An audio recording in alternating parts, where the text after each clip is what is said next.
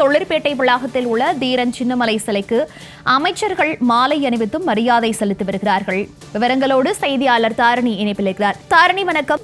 வணக்கம் மோனிகா. சுதந்திர போராட்ட வீரர் தீரன் சின்னமலையின் நினைவு நாள் ஒவ்வொரு ஆண்டும் ஆடி மாதம் 18ஆம் தேதி அனுசரிக்கப்பட்டு வருகிறது. இந்த நிலையில் இன்று ஆடி மாதம் 18ஆம் தேதி என்பதனால் தீரன் சின்னமலையின் நினைவு நாள் இன்று அனுசரிக்கப்படுகிறது. இது அவருக்கு 221வது நினைவு நாளாக அனுசரிக்கப்படுகிறது. இந்த நிலையில் தற்பொழுது சென்னை கிண்டி தொழில்பேட்டையில் உள்ள அவரது திருவுருவ சிலை மற்றும் திருவுருவ படத்திற்கு அமைச்சர்கள் என் ஆனந்த், அமைச்சர் ராஜ்மோகன், அமைச்சர் ராஜேஷ்குமார் மற்றும் அமைச்சர் குமார் ஆகியோர் மலர் தூவி மரியாதை செலுத்தினர். மேலும் இன்னும் பல அரசியல் கட்சி தலைவர்கள் இங்கு வர உள்ளனர். அரசு மற்றும் அரசியல் தலைவர்கள் அரசு சார்பில் தற்பொழுது இந்த அமைச்சர்கள் 4 பேரும் தீரன் சின்னமலையின் திருவுருவ படத்திற்கு மலர் தூவி மரியாதை செலுத்தினர். தீரன் சின்னமலையின் நினைவு நாள் இன்று கொண்டாடப்படும் நிலையில் 1805ஆம் ஆண்டு தீரன் சின்னமலை ஜூலை 31ஆம் தேதி, அதாவது ஆடி 18ஆம் தேதி தூக்கிலிடப்பட்டார். ஆங்கிலேயருக்கு எதிராக ஆங்கிலேய கிழக்கிந்திய கம்பெனி ஆட்சியை எதிர்த்து கொங்கு நாட்டில் போரிட்ட காரணத்திற்காக 1805ஆம் ஆண்டு ஆடி மாதம் 18ஆம் தேதி அவர் தூக்கிலிடப்பட்டார். இதன் காரணமாக இன்றைய தினம் வீர வணக்கம் செலுத்தி ஒரு மாபெரும் சுதந்திர போராட்ட வீரனை வணங்குகிறோம். சிவன்மலைக்கும் சென்னிமலைக்கும் இடையிலே ஒரு சின்னமலை இருக்கிறான் என்று வெள்ளையர்களுக்கு உணர்த்திய மாவீரன், அந்த ஏகாதிபத்தியத்திற்கு எதிராக களமாடிய சுத்தமான ஒரு தீரன், எங்களுடைய பெருமதிப்பிற்குரிய ஐயா தீரன் சின்னமலை அவர்களினுடைய நினைவை போற்றுகிறோம். அவருக்கு மலர் தூவி மரியாதை செய்வதற்காக மாண்புமிகு அமைச்சர் பெருமக்களும் கழக கண்மணிகளும் அத்தனை பேரும் ஒன்றாக வணங்கி நிற்கிறோம். அவரினுடைய நினைவுகளை நெஞ்சில் ஏந்துகிறோம். அதான் கேள்வி வந்தா கேள்வி.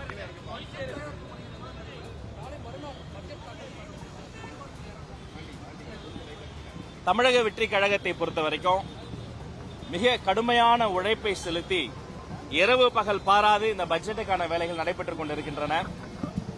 ஊர் மெச்சும் வகையில், உலகம் வியந்து பார்க்கும் வகையில் சிறப்பானது ஒரு நிதிநிலை அறிக்கை தயாராகி கொண்டிருக்கிறது. அது மட்டுமல்ல, எங்களுடைய மதிப்பிற்குரிய சட்டமன்ற உறுப்பினர்களும் மாண்புமிகு அமைச்சர் பெருமக்களும் அவர்களினுடைய துறை சார்ந்து, தொகுதி சார்ந்து, நலன் சார்ந்து தீவிரமாக அதற்கான பணிகள் நடைபெற்றுக் கொண்டிருக்கின்றன.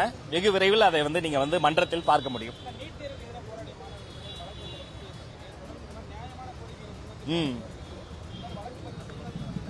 முதல்ல எனக்கே நானே இதை எதிர்பார்க்கல. முதலமைச்சர் செய்தது ஒரு இன்ப அதிர்ச்சியாக எனக்கு இருந்தது.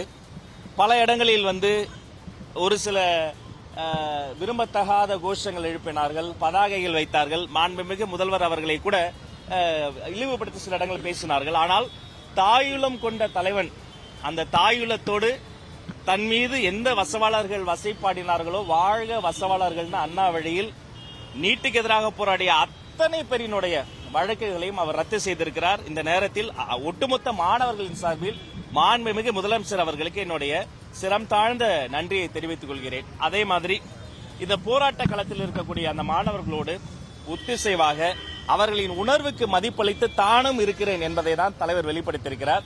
அதனால மாண்புமிகு முதல்வருக்கு இந்த நேரத்தில் நான் நன்றியை தெரிவித்துக் கொள்கிறேன்.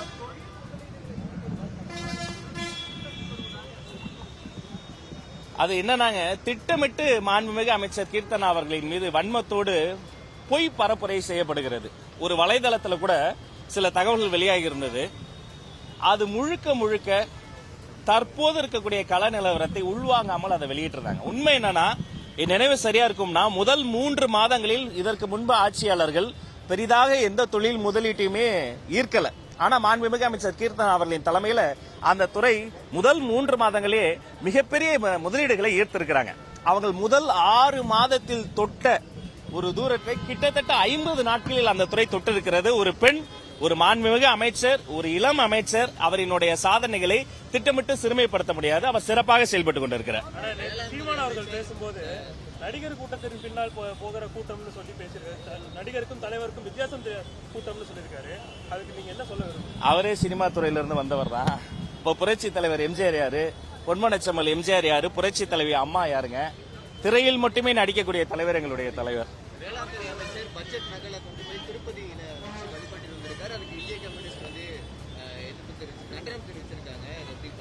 இதற்கு முன்பு அண்ணாரி வலயத்தில் அல்ல, கலைஞர் ஐயாவினுடைய அந்த ஒரு சமாதியிலேயே வைத்து அவர்கள் வழிபட்டு வந்தாங்க. அது இது அவருடைய ஒரு தனிப்பட்ட ஒரு இறை நம்பிக்கையை நாம அப்படி விமர்சனம் பண்ண முடியாது. இதற்கு முன்பு இது மாதிரி நடந்திருக்கிறது. இந்த பட்ஜெட்டுக்கு பின்பு கல்வித்துறையில என்னென்ன மாதிரியான மாற்றங்கள் நீங்க எதிர்பார்க்கலாம்? அரசு பள்ளியை பொறுத்த வரைக்குங்க தற்போது இருக்கக்கூடிய அந்த இன்ஃப்ராஸ்ட்ரக்சரை மேம்படுத்தணும். கல்வித்துறையை நான் 3ஆ பிரித்து பார்க்கிறேன். அதில் இருக்கக்கூடிய சிக்கல்களை 1 மாணவர்கள், 2 ஆசிரியர்கள், 3 பள்ளிக்கூடங்கள். முதல்ல மாணவர்களுக்கு என்ன பிரச்சனை? ஊட்டச்சத்து பிரச்சனை. அவங்க நீண்ட நெடிய காலமா கார்போஹைட்ரேட்ஸ் நம்ம கொடுத்துக்கிட்டு இருக்கிறோம். அவங்களுக்கு புரோட்டீன் ஃபுட் வேணும். அப்ப அந்த சிக்கன் பிரியாணி வேணும்னா நான் வந்து ஒரு பரிந்துரை செய்திருக்கிறேன். நல்ல பாதுகாப்பு வேணும். அதற்கு வந்து நல்ல சீருடை வேணும், தரமான சீருடை வேணும். இப்ப எங்க அண்ணன், எங்க அப்பாங்க காலத்துல இவங்கெல்லாம் இருக்கிறாங்க. அவங்க காலத்துல இருந்து இப்ப என்னுடைய காலம் வரைக்கும் அது ஒரு போர் அடிக்கக்கூடிய, பாதுகாப்பை முழுமையாக உறுதிப்படுத்தாத ஒரு சீருடையாக இன்னும் மேம்படுத்தணும். அந்த சீருடையினுடைய பட்டன் போற டைப்பா இருக்கு. யோசிச்சு பாருங்க, ஒரு ஸ்கர்ட்டை போட்டுக்கிட்டு என்னுடைய மாணவி சறுக்கு மரத்துல விளையாடுறது சுலபமா இருக்குமா? ஒரு ஜெர்சி போட்டு, ஒரு ஸ்போர்ட்ஸுக்கான டி ஷர்ட்டையும் பேண்ட்டையும் ஷூவையும் போட்டு சறுக்கு விளையாடல ஒரு மாணவி விளையாட முடியுமா? அப்ப காலத்துக்கு ஏற்ற போல சீருடை மாறும். இந்த மாணவர்கள் நலன் சார்ந்த பிரச்சனை ஒரு பக்கம். இன்னொரு பக்கம் ஆசிரியர்கள் நீண்ட நெடிய காலமா பாவாங்க 18 வருஷம் 20 வருஷம் போராடுறவங்களா இருக்கிறாங்க. என்கிட்ட வந்து மனு தராங்க, எனக்கு வேதனையா இருக்கு. ஏன்னா 20 வருஷமா இந்த பிரச்சனை தீரலன்னு கேட்கும்போது தீர்க்க யாருமே முன் வரல. அப்ப அந்த ஆல் யூனிட் மீட்டிங் வச்சு அதெல்லாம் நான் வந்து ஆவணப்படுத்தி இருக்கிறேன். 3வது இன்ஃப்ராஸ்ட்ரக்சர், பள்ளிக்கூடங்கள். அங்க கழிப்பறைகள் கட்டி கொடுக்கிறோம், ஆனா அது மெயின்டெனன்ஸ் பண்றதுக்கு ஆளே கிடையாது. அங்க வகுப்பறைகள் கட்டி தராங்க, ஆனா உலகத்துக்கு ஏற்ற மாதிரி ஸ்மார்ட்டா மாறல. அப்ப இந்த 3ஐயும் அடுத்தடுத்து வரக்கூடிய இடங்கள்ல, அடுத்தடுத்து வரக்கூடிய மாதங்கள்ல பகுப்பாய்வு செய்து சீராய்வு செய்து மேம்படுத்தணும்.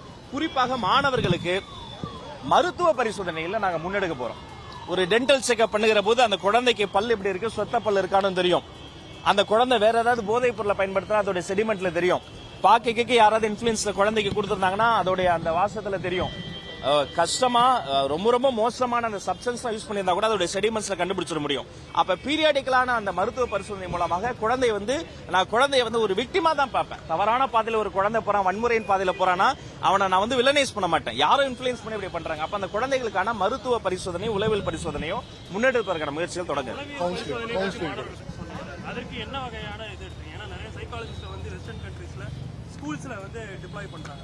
அது மாதிரி டிப்ளாய்மெண்ட் வந்து தமிழ்நாட்டில் இருக்குமா? அரசு பள்ளியை பொறுத்த வரைக்கும் எதுவுமே கமிட்டிஸ் கூடி தான் முடிவெடுக்க முடியும். இப்போ பாடத்திட்டத்தில் ஆர்டிபிஷியல் இன்டெலிஜென்ஸ் கொண்டு வரணும்.